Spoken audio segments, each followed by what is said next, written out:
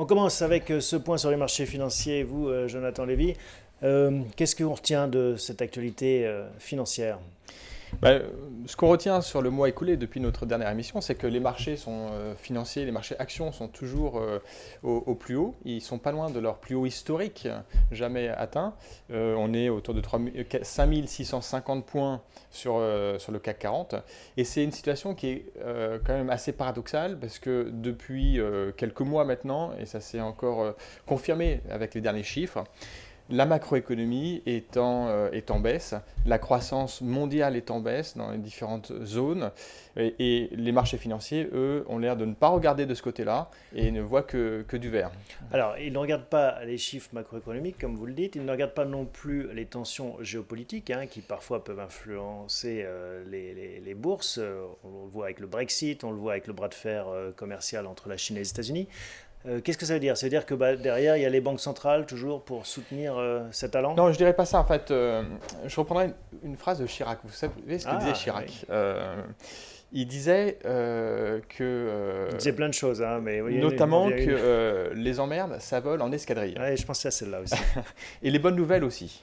Et depuis notre dernière émission, en fait, il y a eu quand même des bonnes nouvelles sur le plan géopolitique, en tout cas pour les bourses, même si tout n'est pas réglé. Vous avez parlé du Brexit, et c'est loin d'être réglé.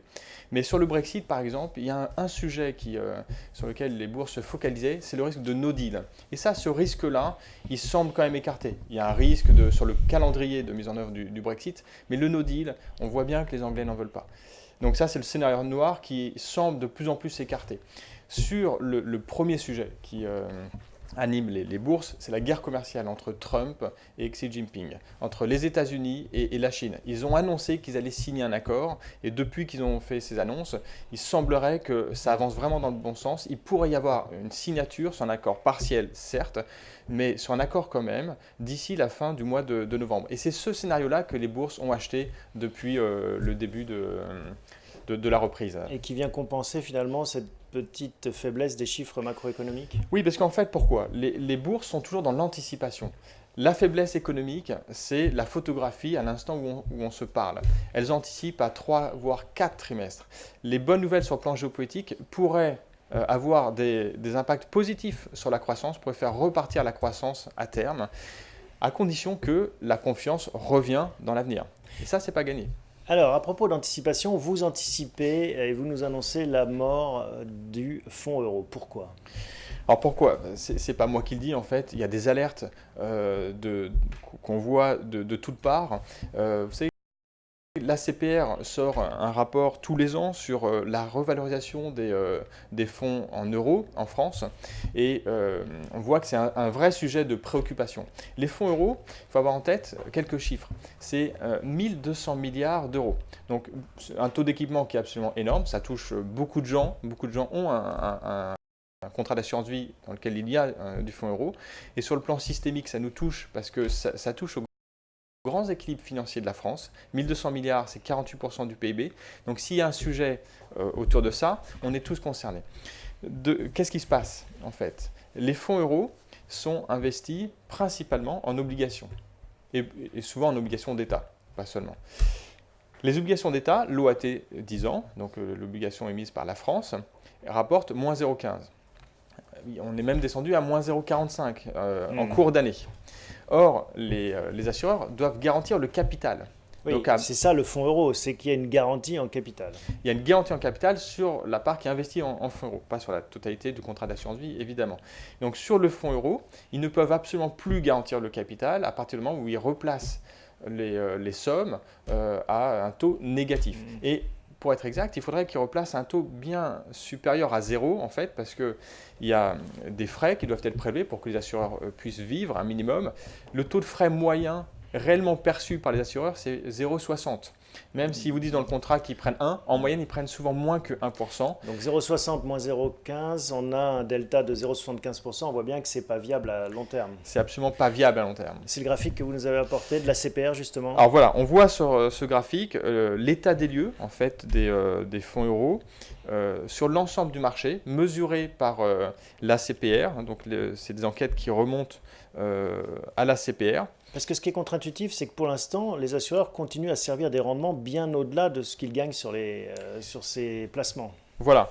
Alors, on voit en fait que le taux servi, c'est le graphique en vert. Donc, on voit l'écran, je pense. Oui, il est à l'écran, donc en vert. Enfin, bon, pour les daltoniens comme moi, donc c'est le deuxième en partant du haut et qui arrive à 1,83 à l'arrivée, 1,83%. Voilà.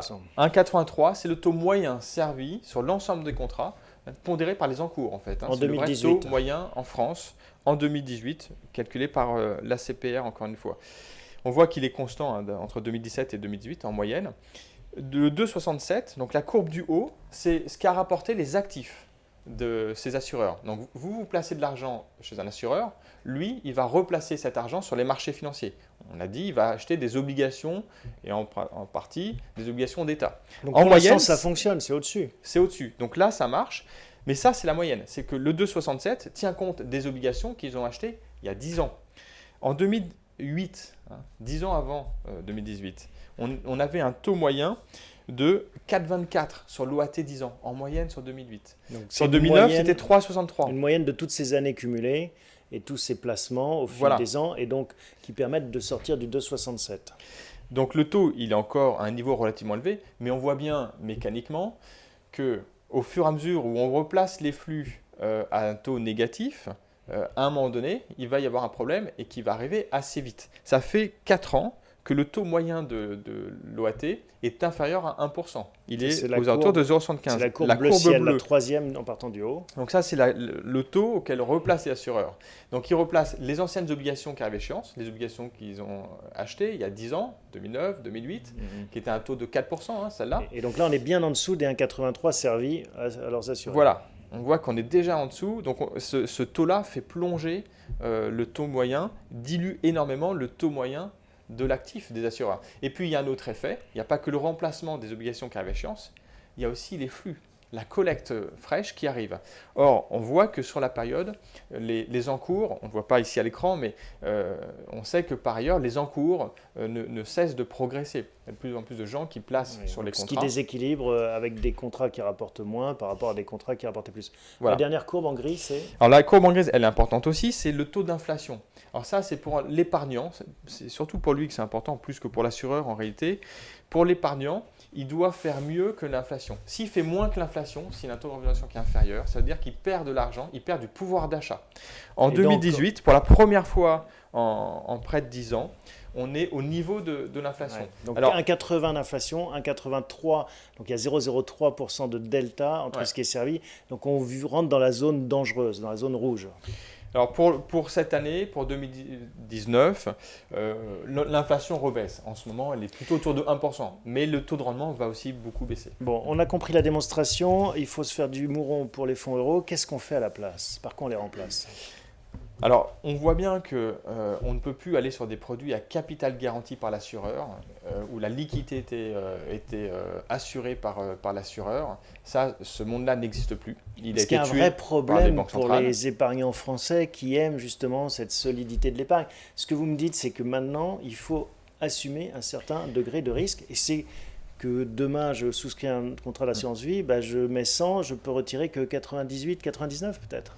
Alors effectivement, sur les unités de compte, il n'y a pas de garantie en capital donnée par l'assureur. Mais quand on parle des unités de compte, on parle en fait d'un univers qui est extrêmement large en fait. Les unités de compte, ça ne veut pas dire que le risque est maximum. Ça ne veut pas dire action, en fait. Alors, ce n'est pas nécessairement des actions. Ça peut être des actions, mais ça n'est pas forcément Ce n'est 100% pas forcément des actions. action. Exactement. Il y a par exemple, en ce moment, ce qui se développe beaucoup, c'est des UC, des unités de compte immobilières. On parle souvent de SCPI. On peut mettre des SCPI ou des SCI dans un contrat d'assurance vie. Les SCI se développent énormément avec des frais d'entrée, des frais d'acquisition au fonds qui sont plus légers. On parle de 2%, entre 0,5 et 2% de frais d'acquisition.